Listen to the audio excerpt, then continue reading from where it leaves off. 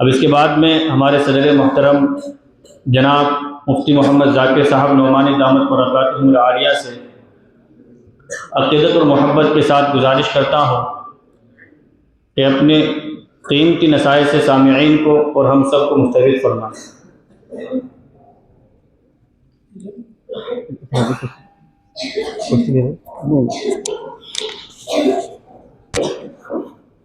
السلام علیکم ورحمۃ اللہ وبرکاتہ۔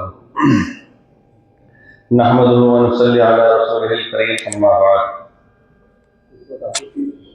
حضرات گرامی قدر، طلباء عزیز، علامہ اقبال نے کہا ہے، اقبال بڑا اپدیشک ہے، من باتوں میں موہ لیتا ہے، گفتار کا غازی بن تو گیا، کردار کا غازی بن نہ سکا۔ تنقید کے معنی پرکھنے کے آتے ہیں۔ بہت سے حضرات تنقید کے لفظ سے بدل جاتے ہیں، حالانکہ تنقید کے معنی ہے سونے کو پرکھنا، کتنا اس میں کھرا ہے اور کتنا اس میں کھوٹا ہے۔ عام طور پر ایسا دیکھا گیا کہ بیٹیوں سے باپ زیادہ محبت کرتے ہیں، جیسے جیسے بیٹی بڑھتی ہے، عمر اس کی بڑھتی ہے، 5 سال کی، 8-10 سال کی، پھر 12 سال کی، 15 سال کی، 17 سال کی، تو باپ کو اس سے بہت زیادہ محبت اور شفقت ہوتی ہے، اور باپ چاہتا ہے کم سے کم کام کرے، اس کو ٹوکو مت، اس سے زیادہ کام مت کراؤ، پرائے گھر کی ہو جائے گی۔ اور ماں اس کے لیے سخت مزاج ہوتی چلی جاتی ہے، بلکہ بہت سے کہتے ہیں کہ جلاد ہوتی چلی جاتی ہے۔ ماں اس کو ٹوکٹاکی کرتی رہتی ہے، اس پہ تنقید کرتی رہتی ہے۔ بیٹوں کیسے باپ بچپن میں بہت محبت کرتا ہے، جب بچے ہوتے ہیں چھوٹے، جیسے جیسے وہ بیٹے لڑکے بڑے ہونے لگتے ہیں، باپ ان کے حق میں سخت مزاج ہوتا چلا جاتا ہے اور ماں نرم رویہ اپنانے لگتی ہے۔ جب وہ بیٹے جوان ہوتے ہیں تو باپ ان کے اوپر اور زیادہ قاہرانہ جابرانہ نظر رکھتا ہے اور سخت مزاجی سے کام لیتا ہے، اور دونوں کا ایسا کرنا اولاد کے حق میں بہت بہتر رہتا ہے۔ ماں جو ایک پرائے گھر سے اس گھر میں آئی ہے، سسرال میں، وہ اس بات کا تجربہ رکھتی ہے کہ میکے میں ماں نے نانی نے جو تعریفیں کر دی وہ کام میں نہیں، تعریف تو وہ ہے جو مجھے سسرال میں ملے۔ مائیں اس بات کو جانتی ہیں کہ میری بیٹیاں جب سسرال میں جائیں گی تو کسی بھی اعتبار سے ان کو برائی سننے کا موقع نہ ملے، اس لیے وہ ہر معاملے میں ٹوکتی ہیں، پکانے کا ہو، صفائی کا ہو، دھلائی کا ہو، اٹھنے بیٹھنے کا، نشست و برخاست کا ہو، ٹوکتی ہیں، اس کی عادت سنوارتی ہیں، چونکہ وہ جانتی ہیں کہ میری بیٹی اب قریب ہوتی چلی آ رہی ہے پرائے گھر جانے کی، تو وہاں پر بالکل صاف شفاف مہذب شائستگی کے ساتھ جانا چاہیے، اور اس کے ہر قول عمل فعل کے اندر اس کو تعریف سننے کا موقع ملنا چاہیے، کہیں اس کو برائی سننے کا موقع نہ ملے۔ باپ جو بیٹے کو بہت پیار محبت سے گود میں اچھالتا تھا، لیکن جیسے بیٹا بڑا ہونے لگا تو باپ اس کے اوپر سخت مزاج کیوں ہونے لگا کہ یہ مرد ہے، یہ قوام ہے، گھر کے نظام کو چلانے والا ہے، یہ کما کر کے لانے والا ہے، گھر سے باہر کے معاملات یہ دیکھنے والا ہے، سماج کے اندر باہر اس کو جواب دینا ہوتا ہے، مارکیٹ بازار سے اس کو ساتھ اختیار کرنا ہوتا ہے، تجارت اس کو سنبھالنی ہوتی ہے۔ تو اب یہ جانتا ہے کہ اب میرا بیٹا بڑا ہونے لگا ہے، اس کو گھوڑے پہ خچر پہ بھی بٹھانا سکھانا ہے، پہلے زمانے کی سواری کے مطابق۔ میرا بیٹا بڑا ہونے لگ گیا، اس کو سائیکل بھی چلانی سکھانی ہے، اس کو موٹر سائیکل کی بھی ضرورت پڑے گی، اس کو 4 ویلر کی بھی ضرورت پڑے گی۔ باپ یہ جانتا ہے تو اس کو اس اعتبار سے تربیت دیتا ہے۔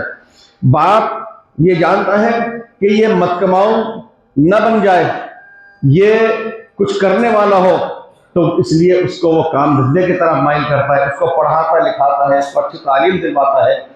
تو جس طریقے سے ماں اپنی بیٹیوں کے لیے اور باپ اپنے بیٹوں کے لیے تنقید بھی کرتا ہے اور زجر و توبیخ بھی کرتا ہے، اسی طریقے سے مدارس میں آپ پیارے پیارے پھولوں جیسے بچے معصوم کلیوں کی طرح آپ کے اوپر آپ کے اساتذہ اس لیے سختی اپناتے ہیں کہ آپ ابھی یہیں پر ہیں. جب آپ میدان میں جائیں، مارکیٹ میں جائیں، بازار میں جائیں، معاشرے میں جائیں، سماج میں جائیں، اسٹیجوں پر جائیں، تو آپ کی کسی بھی بات میں، آواز میں، قول و عمل میں، فعل میں کبھی سننے کا موقع نہ ملا. ایک مولانا محمد کاندھلوی صاحب تھے، حضرت جی نام الحسن صاحب پر وہ معمودات گزار بھائی تھے. جب میں فارغ ہونے لگا تو مجھ سے کہنے لگے کہ دیکھو، اس وقت میں تم غلطیاں بھی کرو گے تو لوگ یہ کہہ کے دروازہ کر دیں گے طالب علم ہے، بھی بچے ہیں، پڑھ رہے ہیں. پھر ایک موقع آئے گا کہ جب آپ معاشرے میں، سماج میں جاؤ گے، اچھائیاں بھی کرو گے تو لوگ برائی نکالنے کی کوشش کریں گے. میں نے دارالعلوم ندوۃ العلماء میں 2 مہینے رہا اور پڑھا. حضرت مولانا سید رابع حسنی ندوی رحمۃ اللہ علیہ نے ہمارے درجے میں تشریف لا کر کے کچھ باتیں فرمائی. ان میں سے ایک بات یہ فرمائی کہ بولتے کے چنے بک جاتے ہیں، نہ بولنے والے کے بادام رہ جاتے ہیں. آپ نے دیکھا ہوگا ایک بہت بڑا شو روم جس میں کروڑوں روپیہ لگا رکھا ہے سیٹھ جی نے، ہاتھ پہ ہاتھ دھرے بیٹھے میں ہیں، گاہک نہیں آیا، ابھی سیٹ نہیں ہو پایا. اور دوسرے طرف دیکھا ایک ٹھیلے والا آیا، 50 روپے 50 روپے 50 روپے، اور اس نے 2-4 باتیں اونچی نیچی دی اور اس کا وہ ٹھیل پہ سارا سامان فوراً بک گیا. ایک آیا، انہوں نے ایک بات مثال میں یہ بھی فرمائی کہ بولنے کا اگر سلیقہ ہے، سامنے والے کا دل موہ لینا آپ کو آتا ہے، سامنے والے کے مزاج سے آپ واقف ہیں، آپ کو اپنے اندر کی بات سامنے والے کے دل و دماغ میں اتارنا آتی ہے، تو آپ دیکھیں گے کہ نمک اور کوئلہ گھوٹ پیس کر کے، منجن تیار کر کے، اور کسی بھی فٹ پاتھ پہ کھڑے ہو گئے اور بولنے لگے، آپ کو وہ منجن بک جائے گا جو آپ نے کوئلہ اور نمک کوٹ پیس کر کے تیار کیا تھا. اس کے فضائل سنا رہے ہیں، اس کی تعریف کر رہے ہیں، اس کے فائدے بتلا رہے ہیں، وہ فوراً بک گیا. نہ بکنے والے کی قیمتی چیز رہ گئی. ایسا ہوتا ہے جی. وہ بولنا موجودہ دور میں قلم چلانا اور زبان چلانا، یعنی صحیح بولنا، اچھا بولنا، اپنے دل کی بات کو سامنے والے کے دل و دماغ میں پیوست کر دینا، یہ مستقل ایک ملکہ ہے، اور آج کے دور میں اس کے بغیر چل نہیں سکتے. جیسے مثال کے طور پر آپ کے پاس گدھا بھی ہے، خچر بھی ہے، گھوڑا بھی ہے اور اونٹ بھی ہے، لیکن آپ ایک کامیاب شخص اس وقت نہیں کہلائیں گے کہ ان چیزوں میں تو آپ کو مہارت ہے. آپ یہاں رام مزار میں کون سے اونٹ کو دوڑا لیں گے، کون سے گھڑ سواری کر لیں گے، خچر کے ذریعے سے آپ آخر کہاں تک چلے آئیں گے. پہلے زمانے میں سب ہوتا تھا، آج وقت کو دیکھتے ہوئے، حالات کو دیکھتے ہوئے آج کے حساب سے جو چیزیں ہیں ان کو اپنانا پڑے گا. تو پہلے بھی ان چیزوں کی ضرورت تھی، لیکن موجودہ دور میں اس چیز کی ضرورت بہت ہی زیادہ ہو چکی ہے. اس کے ساتھ ساتھ ایک بات، جس وقت حضرت مولانا الیاس رحمۃ اللہ علیہ کا وصال ہوا، انتقال ہوا، تو مولانا یوسف صاحب رحمۃ اللہ علیہ کو امیر منتخب کر لیا گیا. حضرت شیخ عبد القادر رائے پوری رحمۃ اللہ علیہ، حضرت شیخ زکری صاحب کے مشورے سے حضرت ان کو امیر متعین کر لیا. اس زمانے کے 2 بڑے جلیل القدر عالم، ایک تو حضرت مولانا سید ابو الحسن علی ندوی رحمۃ اللہ علیہ، اور ایک حضرت مولانا محمد نذر نعمانی رحمۃ اللہ علیہ. یہ صاحب قلم، صاحب زبان، مقرر، محقق، مدقق، مصنف، یہ حضرات فکر مند ہوئے کہ ایک ایسے شخص کو امیر منتخب کر لیا جن کو تقریر کرنا نہیں آئے، بیان کرنا نہیں آئے، اور وہ اپنے دل کی بات سامنے والے کو سمجھا نہیں پا رہے پورے طریقے سے. ان کی عادت ہی نہیں ہے بولنے کی، لکھنے پڑھنے والے تھے، عالم تھے، محقق تھے حضرت جی مولانا یوسف صاحب، لیکن تقریر صلاحیت ان کی سامنے نہیں آ پائی تھی. اب یہ دونوں حضرات ہمایوں کے مقبرے کے وہاں گئے اور فکر مندی کے ساتھ پریشان تھے کہ اعلان تو ان کا ہو گیا، ان کو تو، اور یہ تحریک یہ چاہتی ہے کہ اس میں بولنے والا ہو جو دل کی بات سامنے والے کو منتقل کر سکے. خیر بہرحال وہ دن گزرا. دوسرے دن فجر کی نماز کے بعد حضرت مولانا یوسف رحمۃ اللہ علیہ نے جو بیان فرمایا، 2.5 گھنٹے کی تقریر فرمائی، تو دونوں کو شرح صدر ہو گیا اور حیرت زدہ رہ گئے کہ کل تک جو شخص وہ تھا آج وہ بول رہا ہے۔ تو دیکھیے بولنے والے کے چنے رک جاتے ہیں اور نہ بولنے والے کے بادام رہ جاتے ہیں۔ ایک موقع کے اوپر ایسا دیکھا گیا، میں نے سنا ہے واللہ عالم، کہ ایک جگہ 3 حضرات کی تقریر ہوئی تبلیغی اجتماع میں، مولانا محمد منظور نوانی کی، مولانا علی رحمۃ اللہ علیہ کی، اور حضرت مولانا یوسف صاحب کی۔ بیان کے بعد اچھا تشکیلیں جو ہوئی، تینوں کے بیان کے بعد سب سے زیادہ نام آئے حضرت مولانا یوسف صاحب کے بیان پر، ان سے کم تشکیل میں نام آئے مولانا منظور نعمانی صاحب رحمۃ اللہ علیہ کے بیان پر، ان سے کم نام تشکیل پر آئے حضرت مولانا علی صاحب رحمۃ اللہ علیہ کے بیان پر۔ نوجوان حضرات کے سارے اس وقت میں تین۔ بعد میں حضرت مولانا یوسف صاحب نے اس میں مذاکرہ فرمایا کہ بھئی کیسی بات رہی ہم میں سے تینوں کی۔ مولانا منظور نعمانی صاحب میں تواضع بہت تھی، تو کہنے ہیں کہ حضرت آپ ہی کی بات، پھر حضرت مولانا علی صاحب کی طرف متوجہ ہوئے، انہوں نے فرمایا میں تکلف کرتا نہیں، جو بات سچ ہے وہ یہ ہے سب سے زیادہ مدلل محقق بات تو میں نے کی تھی، میرا بیان تھا سب سے محقق مدلل، اور میرے بعد پھر مولانا منظور نعمانی صاحب کا تھا، علمی مواد اس میں تھا وغیرہ وغیرہ، اور تیسرے نمبر پہ تھا آپ کا بیان کو۔ لیکن چونکہ کوڑھن درد اور فکر آپ میں زیادہ تھا، اس کی تاثیر سے نام زیادہ آئے۔ ایک موقع پہ میں دہلی مرکز جب پڑھتا تھا تو میں نے حضرت مولانا اظہار حسن رحمۃ اللہ علیہ نے مجھ سے فرمایا تقریر کیسے کرتے ہیں؟ تو میں نے کہا کہ جتنی فکر ہوتی ہے، جتنا درد ہوتا ہے، اس سے تقریر ہوتی ہے۔ فرمایا نہیں، تقریر تو رٹنے سے ہوتی ہے۔ یہ بڑوں کی بات نہیں کر رہا، جو میں نے ابھی باتیں سنا ہے وہ بزرگوں کے بڑوں کا ہے۔ اب جو میں بات کر رہا ہوں، جو مثال دے رہا ہوں مولانا اظہار حسن صاحب کی، وہ آپ جیسی عمر کے نوجوان نوعمر بچوں کے لیے کہہ رہا ہوں کہ یہ وہ زمانہ ہے آپ حضرات کا، اس لیے کہ فکری صلاحیت آپ کی پختہ نہیں ہوئی ہے۔ وہ فرمایا کہ یہ تقریر رٹنے سے آتی ہے۔ کیا مطلب؟ پھر انہوں نے نام بھی لے کے کہا کہ یہ جو نام بھی لیے ان میں سے ایک نام حضرت مولانا عمر رحمۃ اللہ علیہ کا تھا، مولانا باقی صاحب کہ یہ وہ حضرات ہیں جو مولانا یوسف صاحب کی تقریریں لکھا کرتے تھے اور آج لمبی لمبی تقریریں کرتے ہیں۔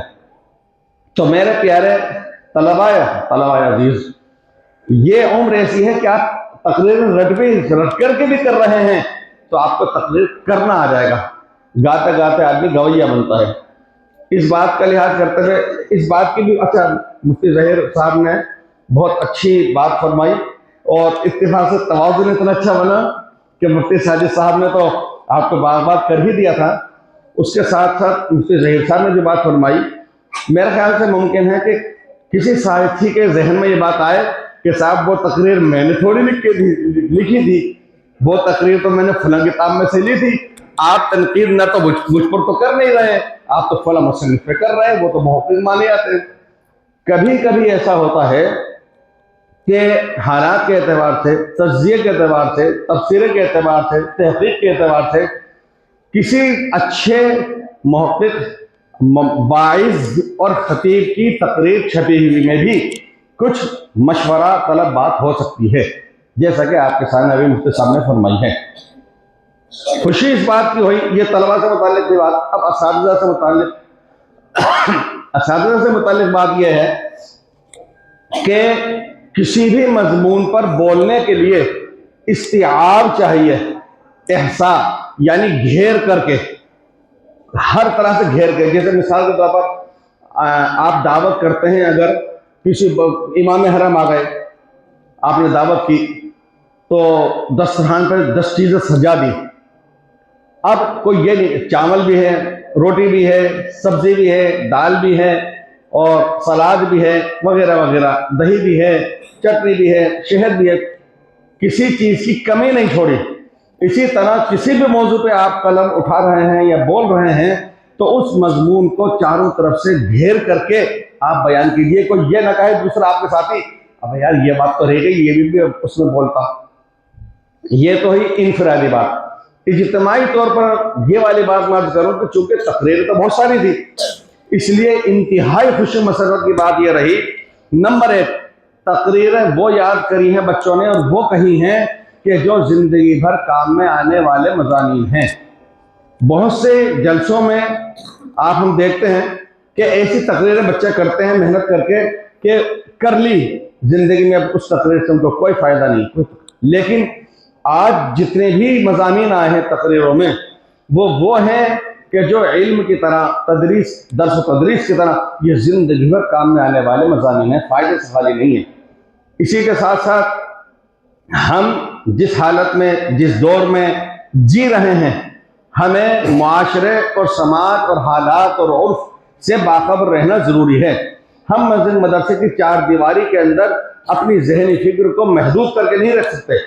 اس کا ثبوت آج کی یہ تقریریں ہیں کہ اس کے اندر سیرت نبوی آئی ہے، اس کے اندر اصلاح معاشرے کے مضامین بھی آئے ہیں، اس کے اندر بہت ساری چیزوں کے ساتھ ساتھ موجودہ حالات میں فلسطین کا ایک زخم مسلمانوں کے لیے ناسور کی طرح بنا ہوا ہے، فکر مندی کا باعث ہے. آپ نے دنیا بھر کے ان مظلوم مسلمانوں کی دلجوئی کا خیال کرتے ہوئے اس مضمون کو بھی رکھا. اسی کے ساتھ ساتھ موجودہ دور میں عقیدے کے اوپر حملہ کرنے والے، یعنی کہ تحفظ ختم نبوت کے مخالفین، معاندین، ان لوگوں کے پیش نظر ان کی شرارتوں، خباثتوں، قباحتوں اور شناعتوں کو دیکھتے ہوئے آپ نے تحفظ ختم نبوت سے متعلق بھی ماشاءاللہ آج پروگرام رکھا. اسی طریقے سے موجودہ دور کے اندر ہم 2.5-3 سال سے وقف اور اوقاف، مساجد، مدارس وغیرہ کو لے کر کے پریشان ہیں. آج کے اس پروگرام میں ماشاءاللہ اس چیز کو بھی ملحوظ خاطر رکھا گیا، اس موضوع پر بھی بیانات ہوئے. اللہ تعالیٰ شانہ سے دست بدعا ہوں کہ پاک پروردگار آج کی اس تقریب سعید کو، اس محفل نورانی کو اپنی بارگاہ عالی میں قبول فرمائے. آپ حضرات نے ماشاءاللہ بہت اچھی محنت کی ہے. جس انداز سے تقریریں آپ نے کی ہیں وہ تقریریں ماشاءاللہ ایسی ہیں کہ مستقبل میں آپ سے بہت سے ارمان اور بہت سی آرزویں آپ سے وابستہ کی جا سکتے ہیں. اور یہ سارا کا سارا فیض در حقیقت اس ادارے کا ہے. اس ادارے کے روح رواں جناب حاجی نثار احمد صاحب ناظم مدرسہ ہیں، اور آپ کے اساتذہ کی تربیت اور محنت ہے.